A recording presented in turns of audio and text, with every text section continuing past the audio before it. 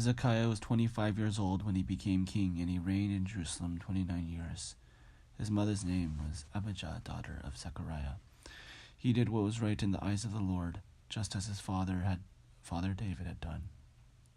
In the first month of the first year of his reign, he opened the doors of the temple of the Lord and repaired them. He brought in the priests and the Levites and assembled them in the square on the east side, and said, "Listen to me, Levites. Consecrate yourselves now, and consecrate the temple of the Lord your God of your ancestors. Remove all defilement from the sanctuary. Our parents from unfaithful, they did evil in the eyes of the Lord our God, and forsook him. They turned their faces away from the Lord's dwelling place and turned their backs on him. They also shut the doors of the portico and put on the lamps. They did not burn incense or present any burnt offerings at the sanctuary to the God of Israel. Therefore the anger of the Lord had fallen on Judah and Jerusalem. He had made them an object of dread and horror and scorn, as you can see with your own eyes. This is why our fathers have fallen by the sword, and why our sons and daughters and why our wives are in captivity. Now I intend to make a covenant with the Lord, the God of Israel, so that his fierce anger will turn away from us. My sons, do not be negligent now, for the Lord has chosen you to stand before him and serve him, to minister before him and to burn incense." Then these Levites set to work: from the Kohathites, Mahath son of Amasai, and Joel son of Azariah; from the Merarites, Kish son of Abdi, and Azariah son of Jehalil; from the Gershonites, Joah son of Zimmah, and Eden son of Joash; from the descendants of Elizaphan, Shimri and Jael; from the descendants of Asaph, Zechariah and Mattaniah; from the descendants of Heman, Jehiel and Shimei; from the descendants of Jeduthun, Shemaiah and Uzziel.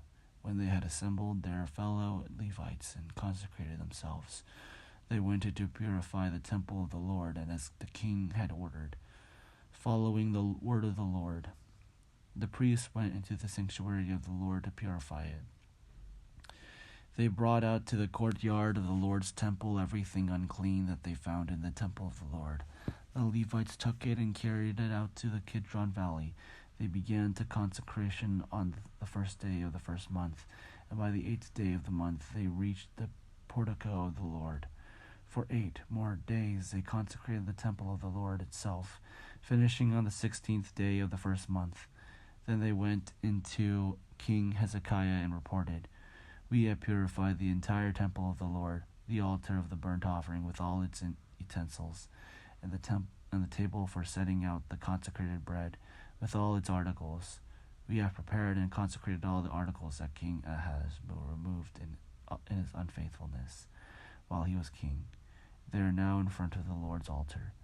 Early the next morning, King Hezekiah gathered the city officials together and went up to the temple of the Lord.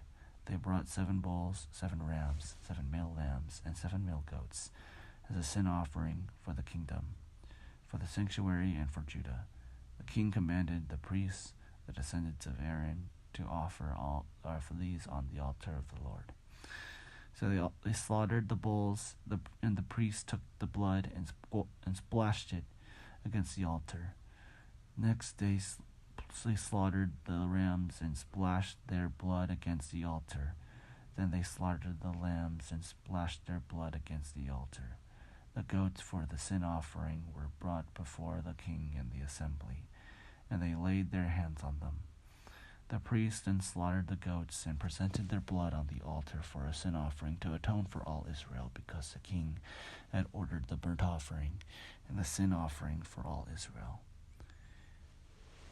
He stationed the Levites in the temple of the Lord with cymbals, harps, and lyres in the way prescribed by David and Gad, the king's seer, and Nathan the prophet.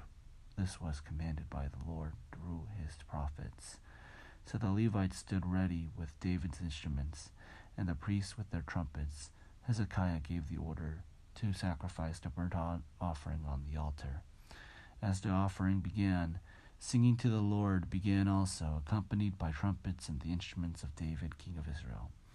The whole assembly bowed in worship, while the musicians played and the trumpets sounded. All this continued until the sacrifice of the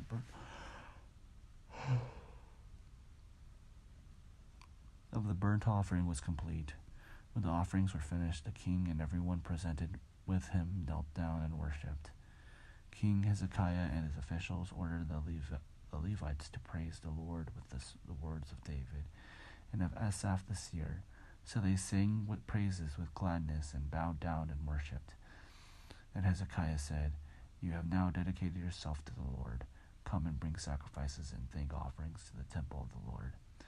So the assembly brought sacrifices and thank offerings, and all those hearts were willing brought burnt offerings. The number of burnt offerings the assembly brought was 70 bulls, 100 rams, and 200 male lambs, all of them for burnt offerings to the Lord. The animals consecrated as sacrifices amounted to 600 bulls and 3,000 sheep and goats. The priests, however, were too few to skin all the burnt offerings. So their relatives, the Levites, helped them until the task was finished, and until other priests had been consecrated, for the Levites had been more conscientious in consecrating themselves than the priests had been. There were burnt offerings in abundance, together with the fat of the fellowship offerings and the drink offerings that accompanied the burnt offerings. So the service of the temple of the Lord was reestablished. Hezekiah and all the people rejoiced at what God had brought about for his people, because it was done so quickly.